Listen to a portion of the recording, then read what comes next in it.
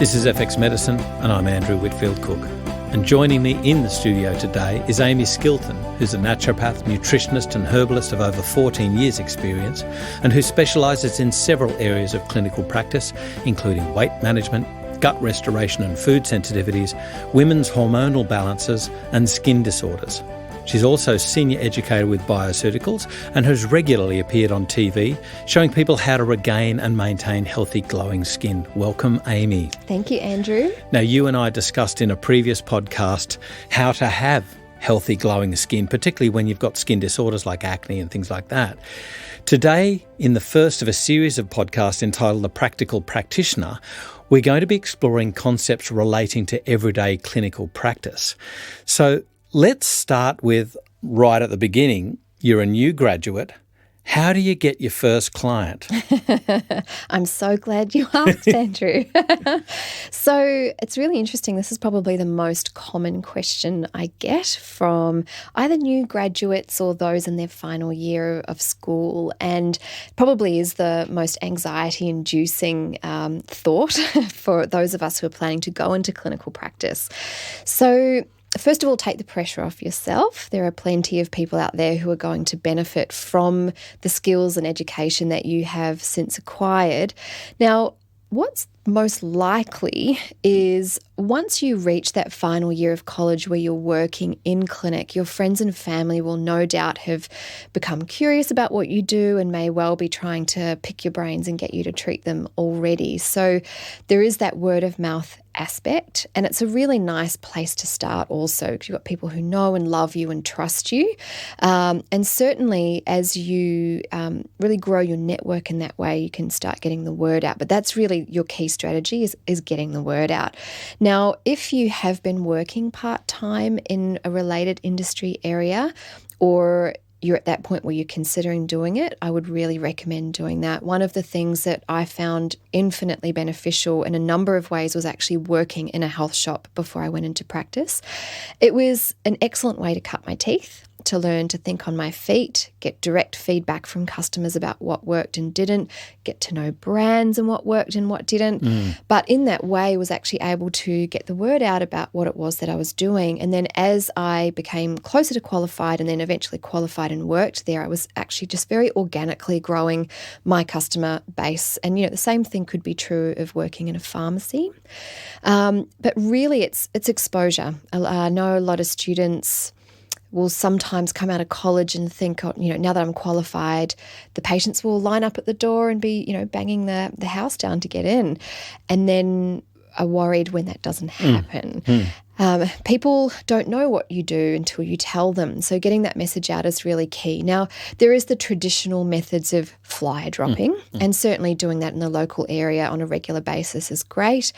Pick a theme for every month, print it, on a budget. It's a great way to start getting exposure. Certainly advertising in your local rag is also an idea, but I think more importantly, you want to really engage with people, really introduce them to who you are as a whole person and practitioner.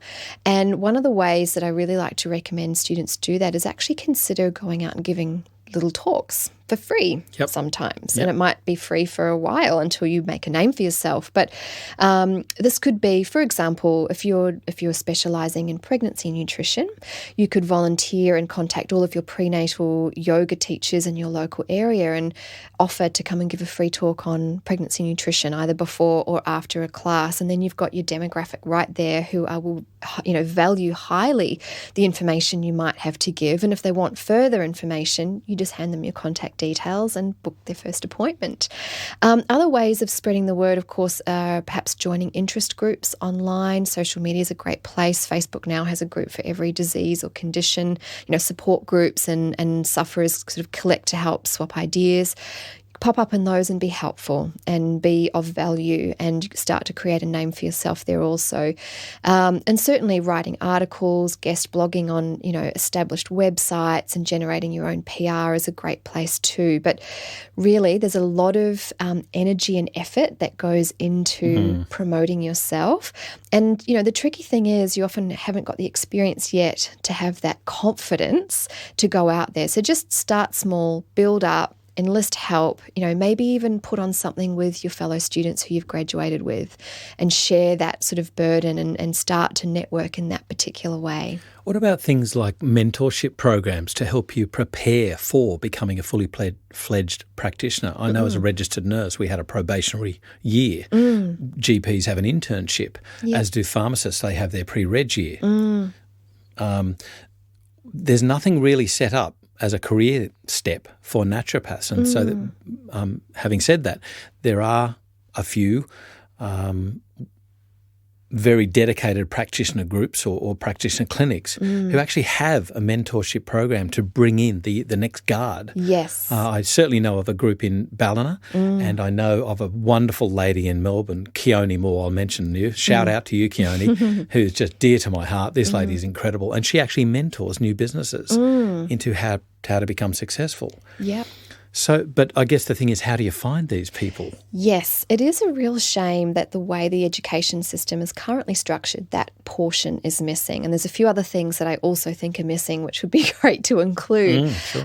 But yes, you know what? One of the most valuable experiences I ever had was actually working with another naturopath. Now, I was an employee with her. It wasn't a mentorship arrangement, so to speak, but volunteer for work experience, if nothing else, sign up to come and clean the clinic and do the admin and work on the front desk and, develop a relationship with that practitioner and, see if you can't sit in on their appointments and to learn and, choose someone who is fairly well established and confident so that they aren't going to feel threatened by your approach and are going to happily, support you and mentor you. And who knows, you may become a future employee with them.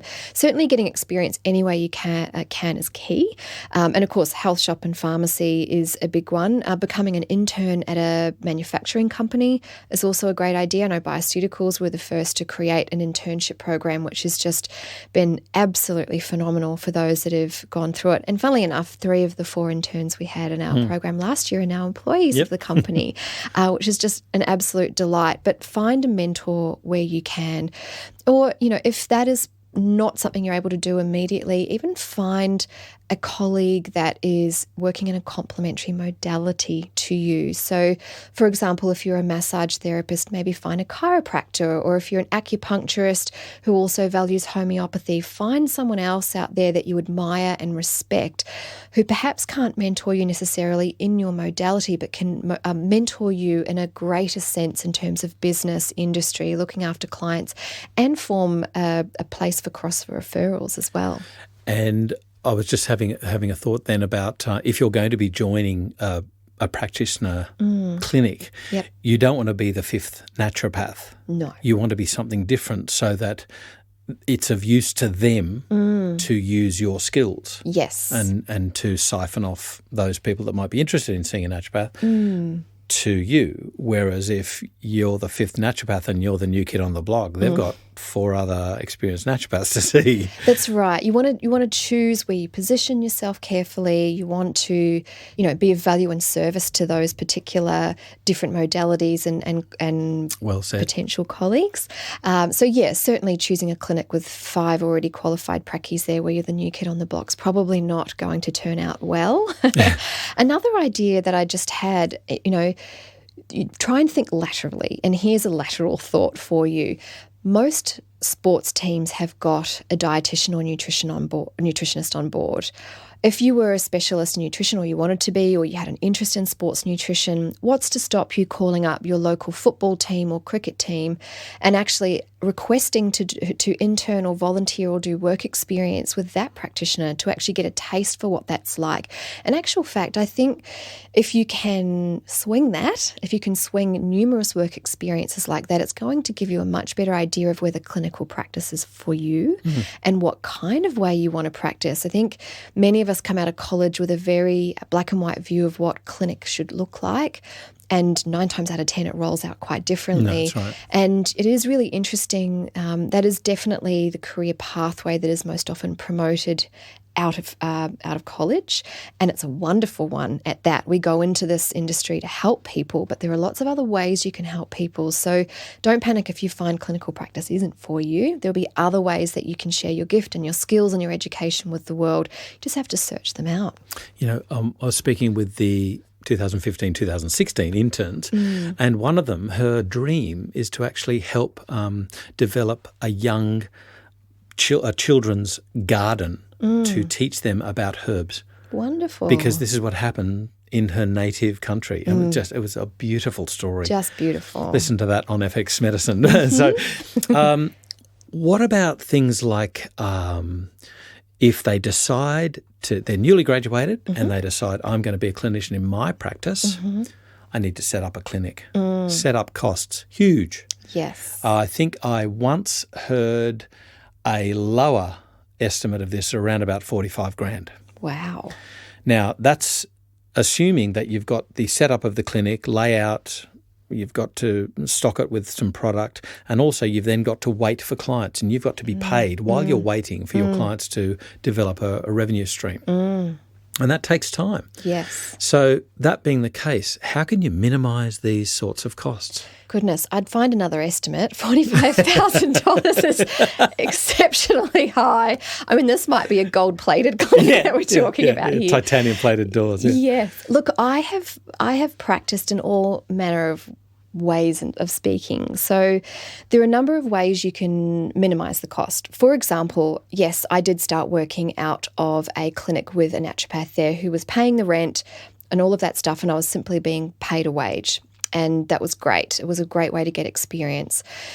From there, I actually did set up my own clinic, and I actually renovated the back of my house and set up a small waiting room and clinic room. And that was a great way and there was an initial outlay, of course, in terms of preparing the building, but no overheads other than the rent that I was already paying, or the mortgage, I should say. Of course, there are other costs in addition to that we'll talk about in a moment. But the other things you could consider is renting a room inside a health store if you don't have any objections to being in that sort of retail environment. And, I've done that a number of times. There have been occasions where I was able to simply charge by the hour. Or, by the day. So it meant I could actually afford the rent in line with the clients that I was already bringing in. One thing I would say is if you know you're going to go into clinical practice, I wouldn't open your doors and then be marketing. I would actually pick a date for launch, and I would pick a date for opening the doors 2-3 months ahead of time. You might want shorter, you might want longer, and actually really engage in aggressive sounds very harsh. Let's say robust and enthusiastic and thorough marketing and advertising campaign so that you have already got clients ready to come and see you before you open those doors. And then obviously have all of your systems set up in place to be able to manage those existing clients and grow your business from there. Now, on top of that, it's obviously your ideal dream list of setting up your clinic. You might want, all of this great equipment. You might want a full dispensary. You might want the latest in office furniture. You might want, marketing materials and have a social media campaign to pay for. But I think it's really worth being mindful of your return on investment and considering very carefully what you're actually putting your money into. So have a think about what you can outsource. So starting with the dispensary, yes, it would be wonderful to have your top 20 or 30 products, your favourite things there on hand to actually dispense to your patient when they go. But I think with that, you run the risk of obviously out of stock, out of date, expiring, things never being sold, and then you'll always come across things you want that you don't have. Yeah. So gosh, if you had to keep it to an absolute bare minimum, you'd probably say good quality multivitamin or B complex, a fish oil, your favourite magnesium powder, and if you have a few key herbs that you prescribe all the time, or let's say it's winter, for example, and you're a herbalist, you might have, your key herbs and some vitamin C powder and zinc, and just leave it at that. Most companies these days, bioceuticals included, offer what we call a patient ordering system, and what that allows you to do is one of two things. You can either place an order directly for the customer and have it sent straight to them, but you can actually set them up for them to be able to order specifically what you prescribe and nothing more. Yeah. You can very carefully protect what it is that they're doing, but they can actually order it, pay for it online, it gets shipped straight to them. You don't have any stock handling costs, you're not providing the outlay yourself. And at the end of the month, you actually get, depending on what percentage markup you nominated, the difference between the wholesale cost and your markup credited to your account. It's wonderful for cash flow. Yeah, it works seamlessly now. It's a beautiful system. Yes. And I might just add in some of the liquid herbal companies now make 200 ml bottles as a clinic opening pack. Oh, wow. So they have, maybe their top 10 herbs in a 200 ml bottle rather than a 500 ml bottle. That's a significant reduction in cost, in outlay initially, and then you can grow into the 500 ml bottles as your clinic expands. Yes, that's right. And I do recall, I'm not sure if this is still the case, some companies you could actually fax through a herbal prescription and they would mix it up and ship it directly to your patient. And again, reducing the risk of having, tinctures in your clinic going off. Yep. One of the things that I used to enjoy quite well is scratching other people's backs, if you like. So there was a naturopath near where I used to work, where I used to consult, and I used to consult in a pharmacy. And I had a massive range of liquid herbs. And so because this naturopath was fledgling and they were just starting out, what they used to do is refer the patient to me to get their herbs made up, and I would make sure that everything was documented and send them back to that naturopath, and that's key. Yes, it's got to be a two-way street. This you can't just send people out; it'll kill you financially. But as long as it's a two-way street and it's done professionally. So this naturopath used to refer to me basically for their herbs, and I used to refer patients back to this naturopath because it was unethical for me to do anything other than remedial consults in that scenario. So it actually fostered a really good relationship, and I think as an industry we need to get out of this threat mentality. Yes. And it needs to be much more encompassing and inclusive. And, there are other practitioner groups out there like acupuncturists and chiropractors that do this extremely well. Why don't naturopaths? We need to change that. There is a really big mindset issue, I think, in our particular area of natural medicine, which we'll delve into a bit further. But you're absolutely right. I mean, it does need to be done very carefully, very ethically, and very professionally. And it could be tricky in the beginning to find someone who you can work with like that, but keep looking. It may perhaps even the other students who graduated with you, perhaps you could share some sort of dispensary and share the costs that way. There's always a way around it, but where you can minimise your outlay, I would really strongly recommend you do that. Don't overcapitalise early. You can outsource pathology testing. And, for example, I had in my early days when I was doing a lot of sports nutrition, I had a lot of personal trainers who, whilst they're not nutritionists, were qualified or knew enough to give reasonably robust sports nutrition advice. However, I had a machine that would actually measure lean muscle mass, body fat, metabolic rate, a number of other parameters, which were of value to their clients to monitor their progress. So I would get an awful number of referrals simply to do this test on them. And I would never interfere with that. But because the personal trainers knew, I was very careful around that. Anytime they were no longer able to get results with what they knew, I was the first person they sent the people to. So, always conduct yourself in that manner. Chances are you may get burnt along the way. You probably will, but don't take it personally. And just keep your eye on your own thing and keep going. What about if you mentioned you were working in a health food store and, the owners of these health food stores, they invest significant time and effort in polishing your skills. Sure. And making sure you're a good, safe practitioner and looking after their customer base. Surely you've got to be very careful about when you want to leave that and open your own premises or move, that you don't threaten that commercial relationship. How did you evolve that? What happened there? Well, that's a really interesting question. That almost happened for me in reverse. So when I was working in the health store, it was near a clinic. And a lot of the customers were coming to the health store and going back to the naturopath saying, Amie said this, and Amie said that. Right. And she actually poached me to go and work for her. But How I see it is they're very complementary businesses. You're going to get people who are just rushing in to pick something up quickly while they're doing their groceries, whereas what you're providing as a practitioner is a completely different thing. Now, I think what you're asking is if you're working in a health store and then you go to leave to set up your own business or you go into practice, you have to be very mindful of how you do that, knowing that these people respect you, admire you, and trust you. And, there could be some really nice back and forth. They could be an awesome source of referral for you if you play your cards right. So perhaps what you can, expect is if it's a minor thing and there's something in the store that will be helpful, you can send them back with a script so you can at least support that business as much as you can whilst looking after your own. I always like to view things with a win-win in mind.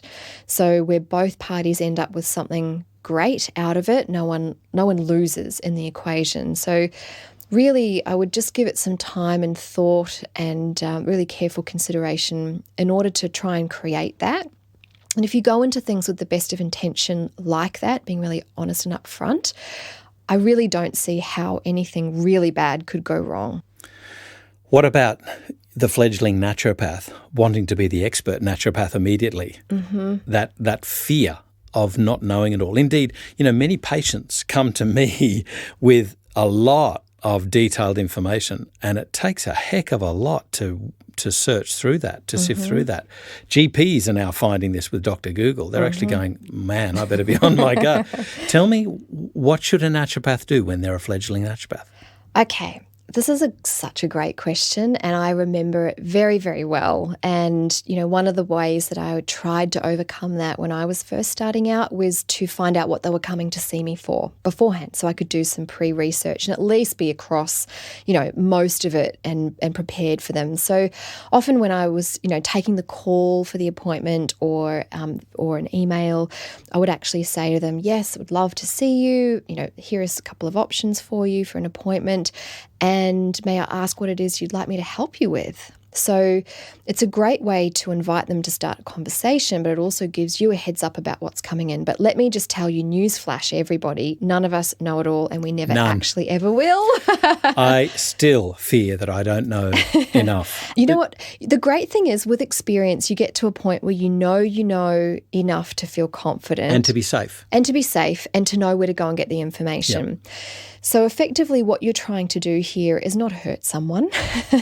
It's really the concern. Yeah. And let me tell you, there's absolutely no problem with researching things after they've gone and then getting back to them. And in fact, I still do it quite often. And it's not even necessarily now that I don't know it, but I want to either double check things or I want to just see if there's anything else out there or, check if there's any pathology I should be running, so on and so forth. And, I might say to a client, and I actually did this yesterday, finished up the case history and I said, listen, I'd like to take a few days just to sit with this. I've got a number of ideas already, but I just want to consider how I'm going to craft this program for you. So please leave it with me. I'll probably fire a few more questions through to you over the next couple of days and I'll have something to you by the end of the week. And there's nothing wrong with that at all. Not at all. I remembered a seminar series that Biocircles did in year 2000 before I joined them. And it was talking about practice building. And one of the key things that I picked up from that was this practitioner saying to the patient, this first visit is going to be quite frustrating because I may not give you all the answers now. I'm going to want to look at your picture to see indeed if I want to take your case on or if it's more appropriate if I refer you on to some other practitioner. And then we'll chat again and the case will be either mine or another practitioner, whatever is going to be best for your health. Now, that does two things. It sets you up as an ultra professional. Yes. It also sets you up as an ethically moral person. And that's something that's really important for patients, to have that trust in you that you're looking after their best intentions. Absolutely. I actually don't always do this, but I have the option for every potential client to actually have a free 10-15 minute chat with me on the phone, and I will ask them, some key questions to work out whether I'm the best fit for them, both on in terms of my qualifications and experience and the areas that I am, particularly good at, and also the patient therapist fit also. Sure. Occasionally that isn't right either, and then referring them on is the best thing to do. And then you haven't wasted each other's time, they haven't wasted their money, and they will remember you fondly and with, good standing, even if you don't ever become their naturopath, and potentially, again, could be referring to you. Now, some key things, of course, are having some good reference manuals on your desk. There's also nothing wrong with pulling those out and looking something up on the spot, especially if they have something a little unusual or rare. And I would almost say to you, especially in the beginning, chances are your patient is going to know more about their condition than you do at the time they show up, because why wouldn't they? If they have something that's been serious or been prolonged, or perhaps they've not gotten results with other forms of medicine, they are going to have been on Google and they are going to have been researching. And that's actually a brilliant sign of a very committed and motivated client. And, I would be congratulating them on taking responsibility for their health. It's very impressive to see that. And, you'd happily look at the material they've got, and you've got access to resources that they can't find as a member of the public that you'd like to actually go and, vet also before coming back to them.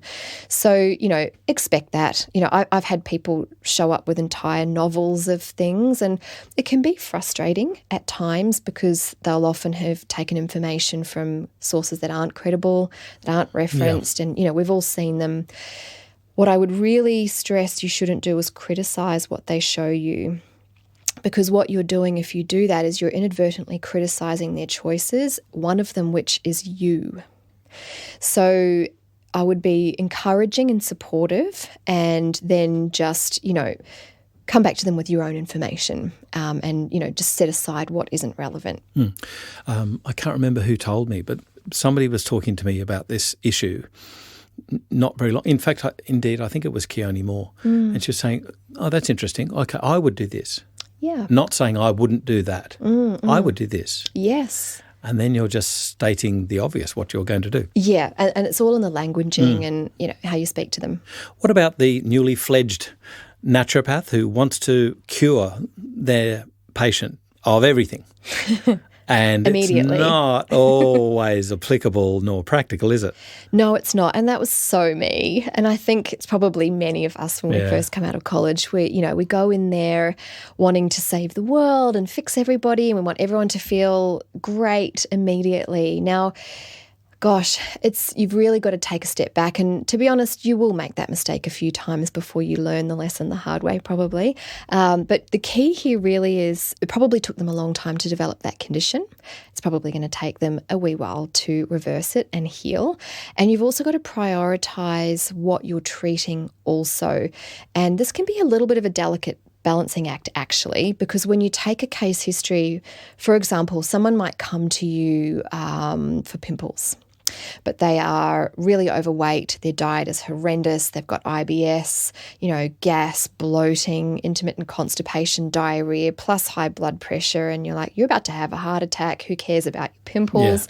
And you really, and of course, the bad skin is completely related to the bad digestion and the bad diet, and so it's such an art being a naturopath. You have to be Sherlock Holmes to figure out what's going on. You've got to be Picasso to paint the whole picture. And then you've actually really got to be a coach, almost like a life coach, as well as a naturopath, and step out how you're going to help somebody heal. Now, we're always trying to treat the cause, but I would also always recommend that you attempt to treat the symptoms or provide a quick win in the first couple of weeks to motivate somebody. So something that's going to make them feel better or look better, or create a difference that they will notice within that first 4 weeks. Now, the other part of that really is also managing expectations. So stepping out that, hormonal rebalancing might take 3 to 6 months.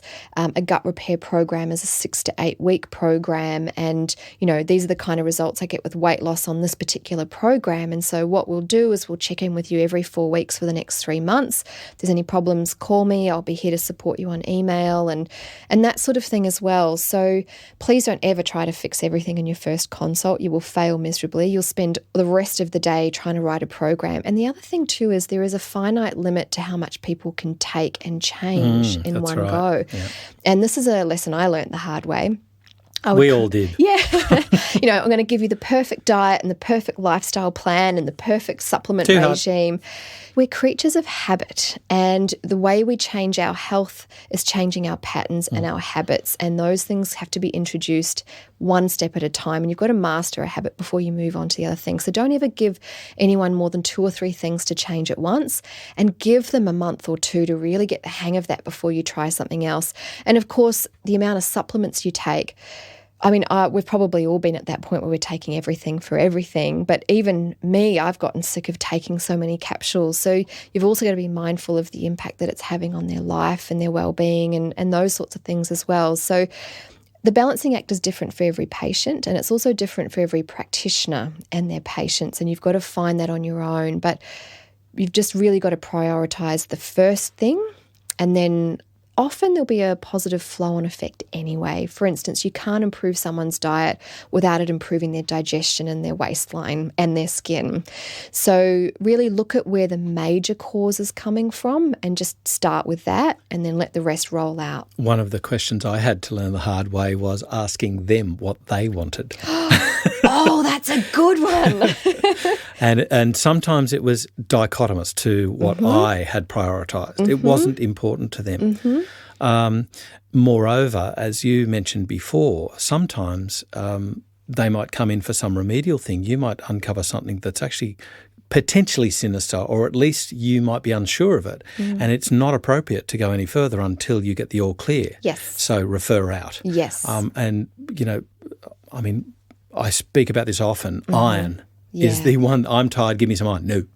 No. Yeah. It's the one mineral that I am really cautious about until I know there's no issue with progression.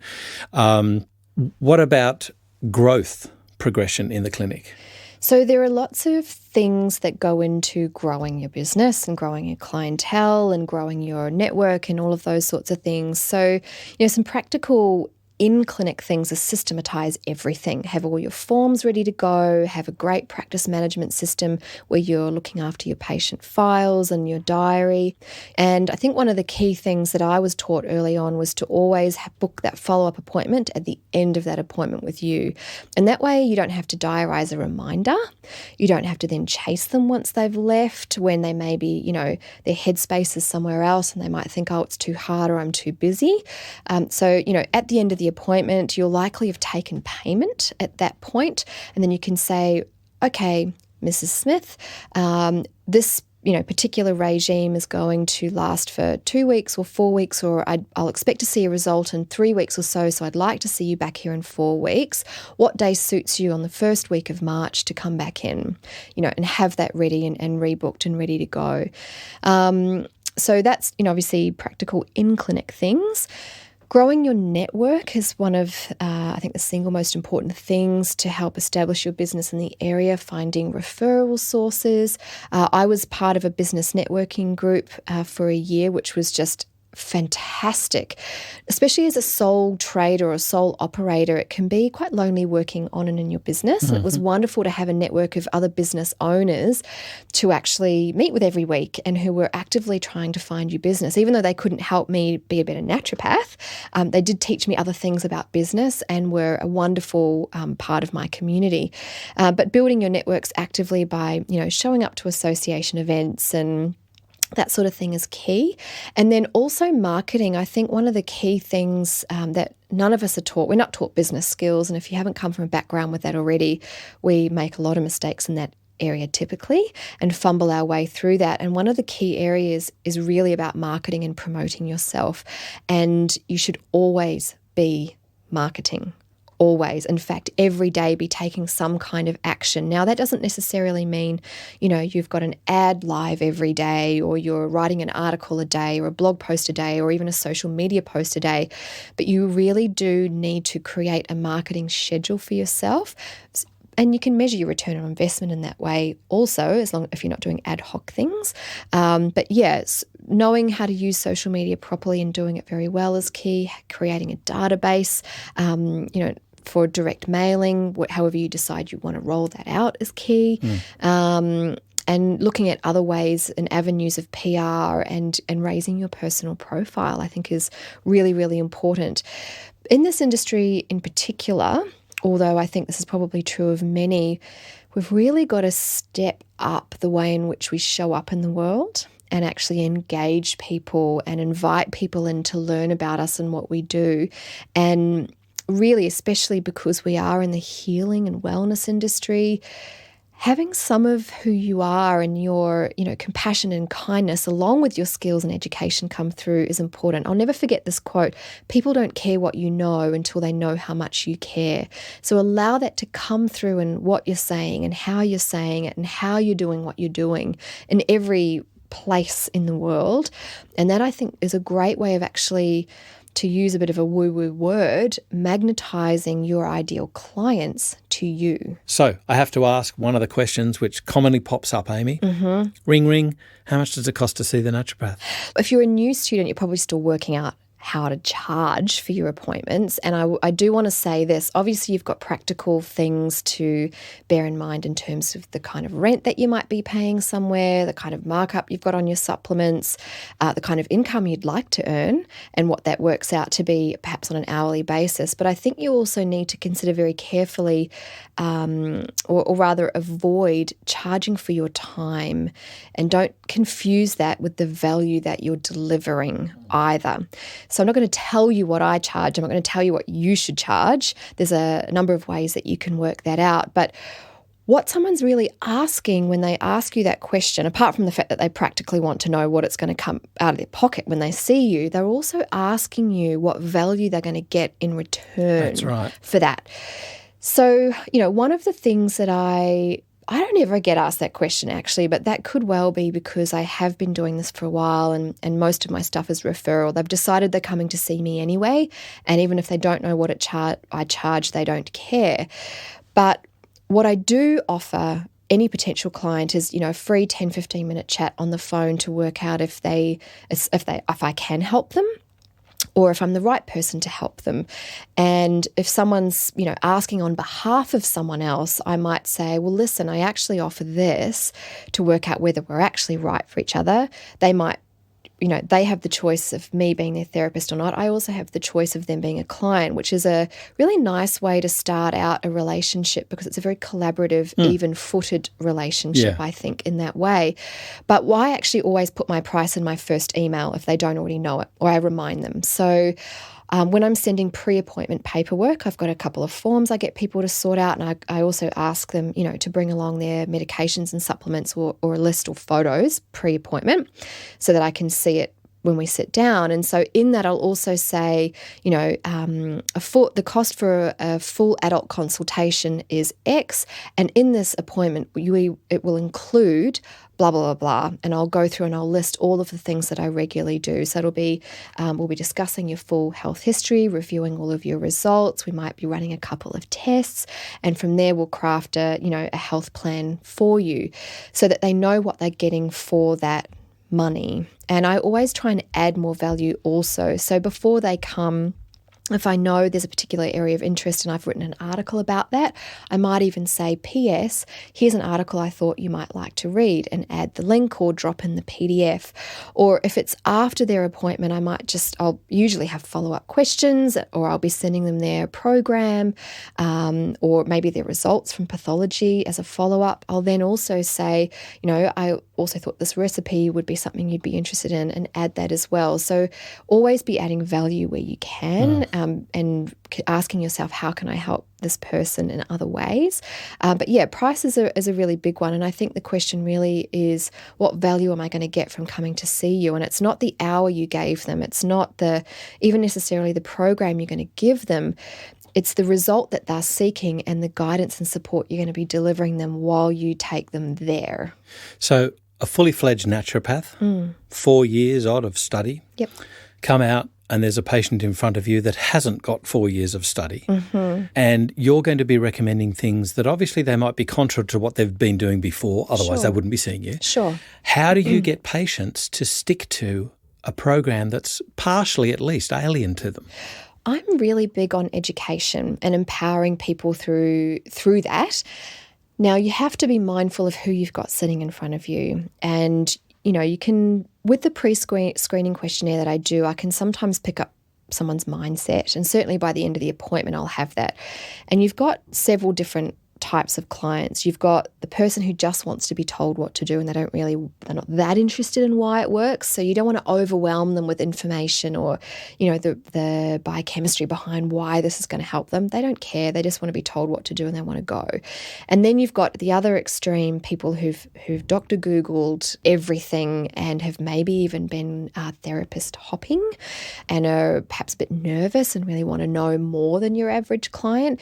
But I think most people fall somewhere in the middle. People like understanding how they ended up with this problem usually and how they can actually help themselves out of it. And you've also got to ask yourself, is this person a pain avoider or a joy seeker? So what is it that's actually going to motivate them? Now, all motivation is self-motivation. What's in it for me is the question that they're asking themselves. Now, for them, it could be a pain-avoiding thing, like they hate their acne and they would just do anything to not have pimples on their face.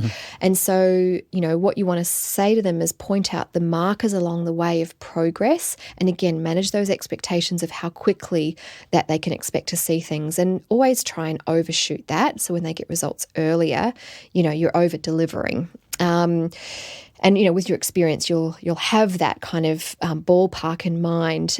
Or they might be someone who is joy seeking. And what I mean by that, and I'm sure psychologists have a proper word for that, but let's say you've got someone who's coming in wanting to lose weight because their wedding is in 6 months' time.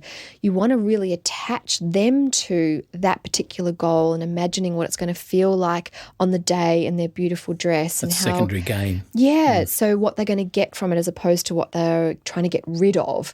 And, really educating them about why you're getting them to take something. I know every time I write a prescription for my clients, I have a very detailed way of setting it out when they take stuff, what they're taking, what time of day, or what meal or between meals. And in the last column, I actually have the reason why I've given it to them, what that thing is actually is doing for them, so they understand and have something else to refer back to about why I've given that to them again. And I think that's really important to help make them part of the process as well, especially if you've got lots of ideas and you might be have too many things you want to give them, but it's too much. You can really have a nice dialogue with them and help them be part of driving that process and put them back in charge of their own health by letting them be a proactive part of the process. One of the great tips I gleaned from a chiropractor who works very well with children down in Launceston, Tasmania, Roberto de Souza. Shout out to you, Roberto. He works a lot with kids and he works very well in with the local medical community.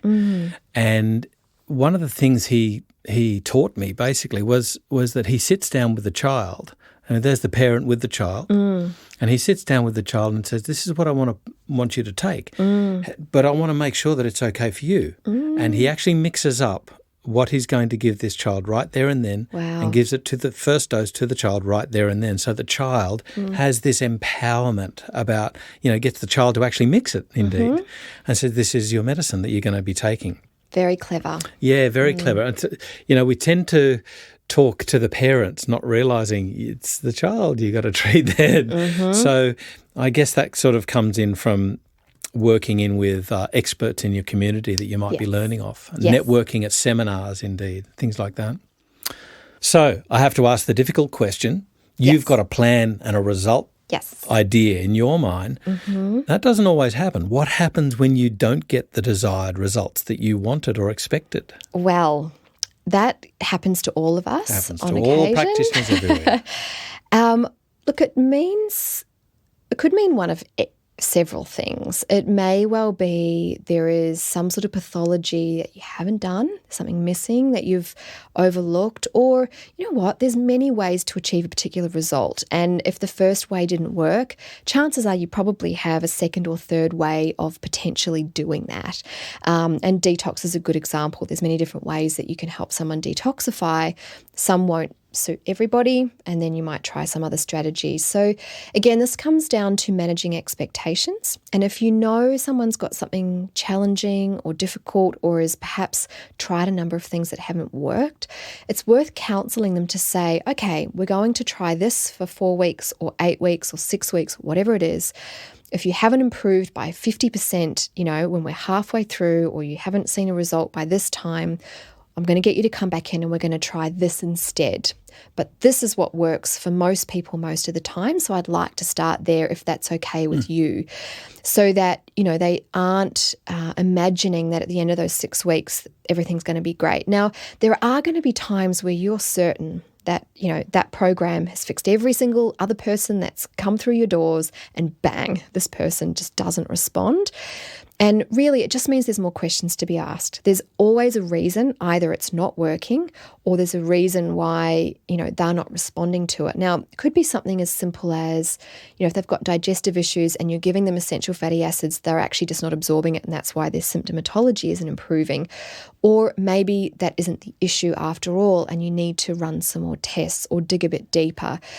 There's always an answer, and there's always a way. I think the real question is, at what point do you realise that it's beyond your scope and need to refer them on? And this again comes down to building really good networks. So, I've got I've got some great practitioners. I've got 2 patients here in my head. Yes, and we've all had them, and we'll all have them again. And you've got it. This is why building a great network and knowing what everyone else's niche is or expertise is wonderful, because if you've got someone, for example, who, I specialise in skin stuff, so I do pretty well there, but I do have someone else I know who does very, very well. And if I struggle to get results using all the ways that I normally do, and I've exhausted my ideas, I will send them on. And the great thing about doing that is I will actually send a detailed referral letter across, and actually specify the strategies I've used, the investigations that were done, to really, that way the patient doesn't feel like they've wasted their time or money, because they're not explaining it again, trying the same things again, and they know they're being sort of up-leveled to an expert, so to speak.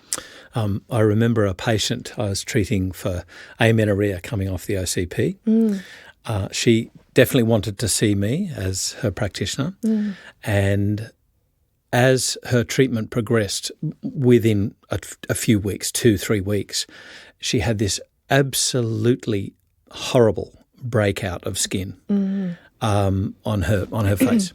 And it was dramatic. And I just thought, I am not doing you a service. And she wanted to continue to see me and work through it. And I said, look, I really am not doing you a service. I had to stop. I had to farm her out to somebody that I had faith in. Yep. Penelope North, thanks so much. There was another lady that was inappropriate for me to treat because she was starting to get to a period of unsafe. She wanted basically me to continue doing something that would have led to being unsafe. Sure. And that was as simple as continuing to treat high-dose zinc. And I said, I can't do this. And she refused to see somebody more appropriate. I just had to stop. Yeah. But I think so you've got to really stick to your ethical guns and make sure that you're safe. And the other point is that a perfect diagnosis is reached over time. Yes. As long as you're using the etiological sieve to go through all of the possible causes of their symptomatology. Yes. So sometimes it may be a reassessment of something that you might miss. And the other thing that you have to be aware of is that it can be, this isn't unheard of, it can be non-compliance. Sure. And so you have to have an open dialogue about this and just say, well, how alien was this for you? Is it working for you? Do we want to take baby steps? Maybe take a step back and the example here I'm thinking of is trying to get somebody off alcohol. Sure. I remember a dialogue I had with a lawyer. Didn't go well. I know exactly what you're saying. Liquid lunches. She wouldn't give them up. Yeah. It is really tricky. Sometimes you do have to discharge people from care for many reasons, including non-compliance, and because that's becoming unsafe. But it is also, it's meeting people where they're at and then helping them move forward from there. And that is going to be different for everybody. Yeah. Some people can make big leaps very comfortably, and others will have to really slow incremental changes. Yeah. It's still worth doing regardless of which way you approach it, but it is important that you try and ascertain what kind of patient they are in order to be able to match them on the first go if you can. Sometimes indeed it can be that, they've felt overwhelmed by what they have to do. And, you might have thought in your mind, look, I really need these people to be on 3 things, 3 core things that are going to help them. Yep. You may not know that they might have financial issues and they really are not able to have three things. And so you have to have an open dialogue to say, hey, what's going on here? Are you uncomfortable with something? Am I being too overbearing? Where is it from your perspective? Yeah. And that takes not just skill, it takes bravery. Yeah, and sensitivity as well. What about another potentially uncomfortable thing, and that is for a naturopath to dialogue with doctors who, let's face it, very often you're going to come across doctors who don't agree with what you're doing. I was a nurse. I am a nurse. But when I was nursing, I did not agree with naturopathic principles one iota. Indeed, I used to hassle somebody and went cap in hand later on going, oh, my goodness, how arrogant was I? Albeit that there are going to be health professionals out there that will not, A, understand nor agree with what you're doing. How do you dialogue? How do you open that door to have an open discussion about a patient who might be mutual? Yeah. You know what? Every one of those scenarios is potentially a wonderful relationship and an opportunity to further educate both parties on what we're experts in. So I guess the things I want to say about it is this. First and foremost, always remember that whatever medical professional you're dialoguing with, whether it's a GP or a specialist or a chiropractor or acupuncturist or whatever, went into medicine likely for exactly the same reason you did. It's to help sick people get well. Now, the tricky thing is when the only tool you have is a hammer, every problem looks like a nail. So remember, they have a piece of the puzzle you don't have, and you have a piece of the puzzle they don't have. And you should always be acting in the best interest of the patient, regardless of the response or the attitude or the lack of response from the other party. Your priority and responsibility is looking after your patient and then communicating really clearly and really responsibly with their other governing healthcare practitioner or practitioners about what you're doing. And in an ideal world, you would be able to foster a mutually beneficial relationship for that ultimate patient care between the two of you. How amazing would it be if you could pick up the phone and say, listen, I want to give this herb, but I know they're on that drug. I'm concerned about this, but I think the risk is worth the reward. Will you monitor this person with me and let me know if you think we need to take them off this? And, all of those sorts of things. So I think be very clear, be very succinct, but be very kind and be very responsible in how you communicate. And, regardless of what you get back, at least you've conducted yourself in a way that was for the benefit of the patient. And just see how it goes from there. and you will have wins and you will have losses. Of course. I remember speaking to a consultant physician who used to recommend glucosamine. And I had the great fortune to meet this guy. And I said, look, why bother? What is it? You're a specialist.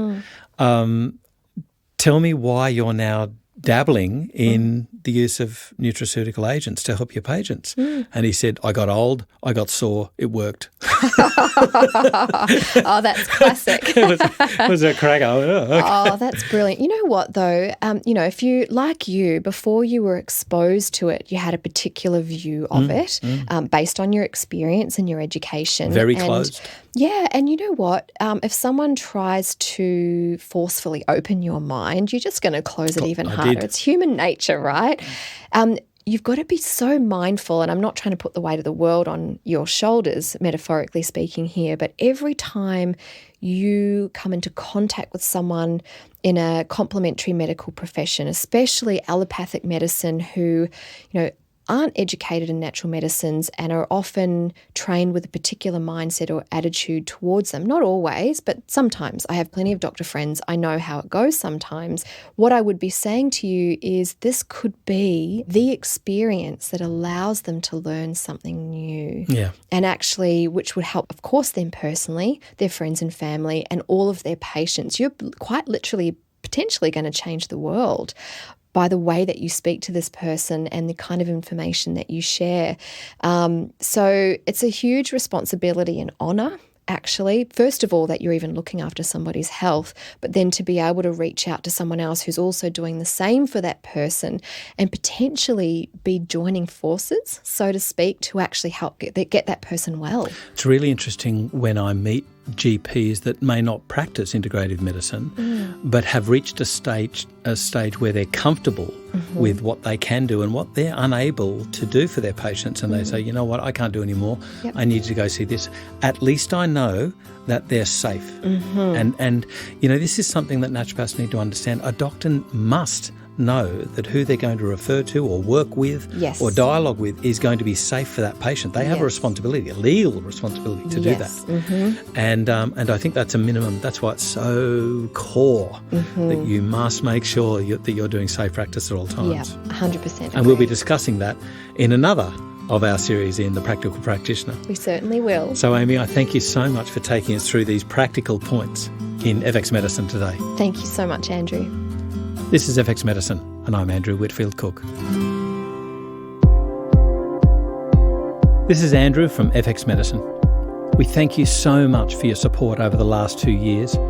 We'd really love to remain clinically relevant to your practice. So if you know of an expert in some area, please let us know. You can contact us on fxmedicine.com.au, Facebook or Twitter.